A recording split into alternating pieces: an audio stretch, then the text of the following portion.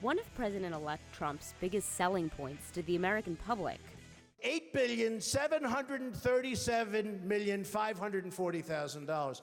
That's the kind of thinking our country needs. Might become one of his biggest weaknesses.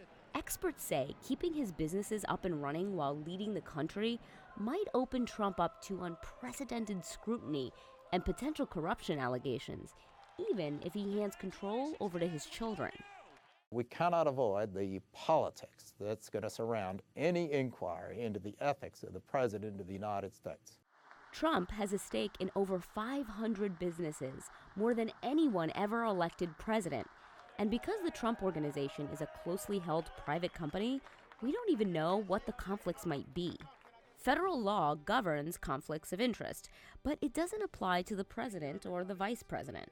Both the criminal conflict of interest statute that applies to most executive branch officials and the Ethics in Government Act that applies to most government officials of any kind, none of that applies to the president. To steer clear of controversy, former presidents and vice presidents have, for the most part, followed an important tradition. They either put their money in a so-called blind trust or bland investments like U.S. Treasuries and mutual funds. Presidents have followed important ethical traditions, like releasing their tax returns, something Donald Trump has already ignored. So what's the solution for President-elect Trump? I will sever connections, and I'll have my children and my executives run the company. The Trump Organization announced it would transfer the business to his children without mentioning a blind trust. But Trump's lawyer used the term when asked about it on CNN. It's going to be placed into a blind trust. The children. Experts say that's not even close to the definition of a blind trust. And when we reached out to Cohen for further clarification, he declined to comment.